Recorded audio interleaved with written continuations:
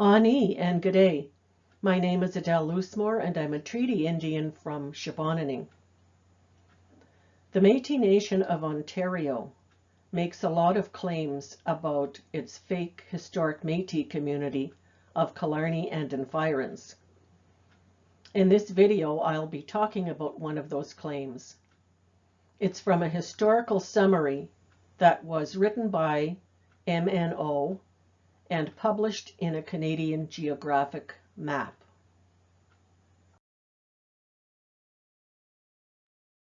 In the fall of 2022, Canadian Geographic published an article written by the Métis Nation of Ontario called Rivers of Resistance.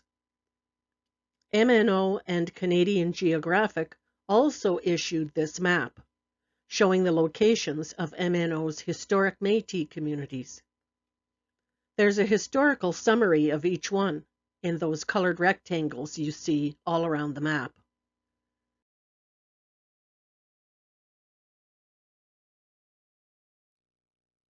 Here's a close-up of the map, showing the area of the historic Killarney Métis community. And beside the map is an image of MNO's historical summary. I've highlighted the part of this summary that I'm going to talk about. It says, in 1838, the Killarney Métis made a collective petition requesting a treaty comparable to the 1836 Bondhead Treaty signed between the Ojibwe and Odawa on Manitoulin Island and the colonial government. The petition would go unheard.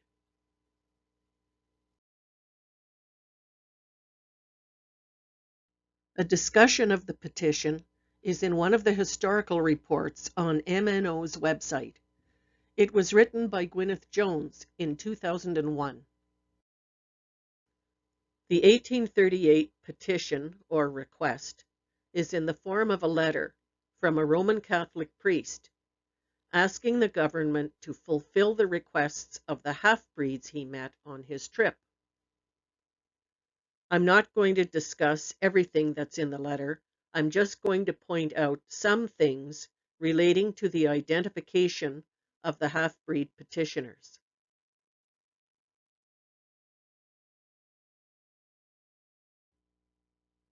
On page 8, the author of the report says that in 1838, a Roman Catholic priest wrote to the Lieutenant Governor's secretary about his tour along the north shores of Lake Huron and amongst the islands scattered along that coast.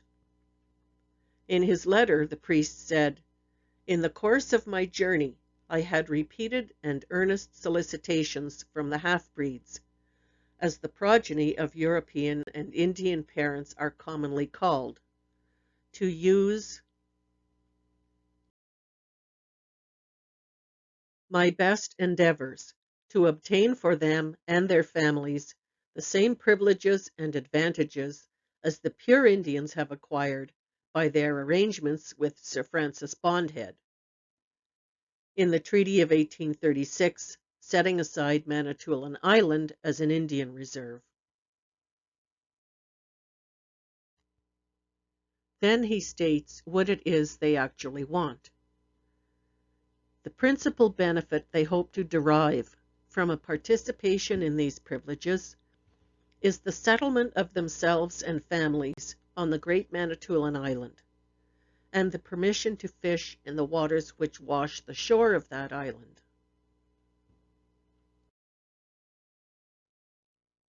Then he talks about how this would be of benefit to the pure Indians, etc., etc. And in the last paragraph, he says that many of the Indians and half-breeds are Catholics and they're asking for a priest. I highlighted the last sentence on the image. It's a statement by the author of this report. She said, "It is not clear from this document exactly where the half-breeds were located." The half-breeds asked permission to settle on Manitoulin Island. They asked permission to fish in the waters, which wash the shore of that island. They did not ask for a treaty, as MNO claims, and they were not identified as the Killarney Métis, as MNO claims. Also, I don't think the requests passed on to the government by the priest can be described as a collective petition.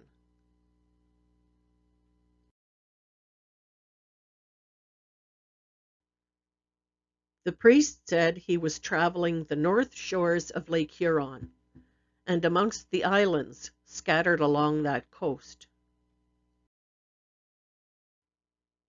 I added a rectangle to the map to surround the north shore and the islands, but I'm not sure about the boundaries of the geographic area that the priest is talking about.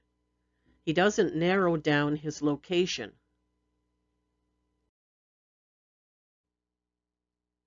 And he said, in the course of my journey, I had repeated and earnest solicitations from the half-breeds.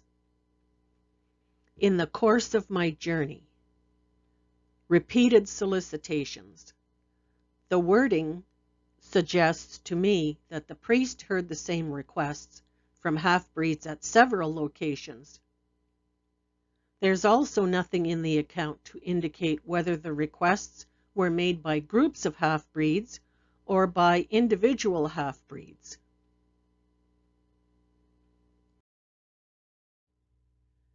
And here's something else to consider. Let's look at who was living in MNO's historic Métis community of Killarney and environs when this 1838 petition was submitted to government.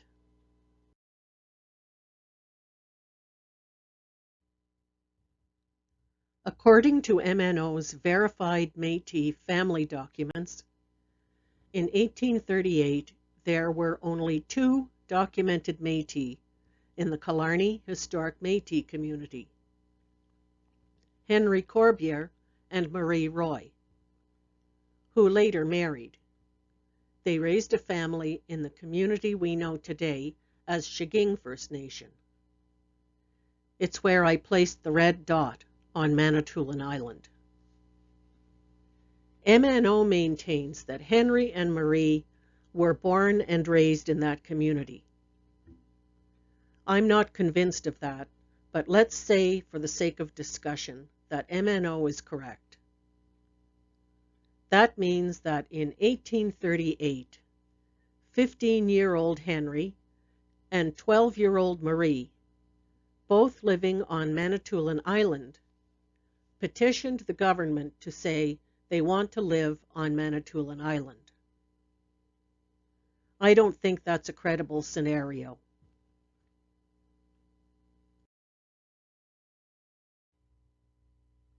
The Métis Nation of Ontario says that in 1838, the Killarney Métis petitioned the government for a treaty.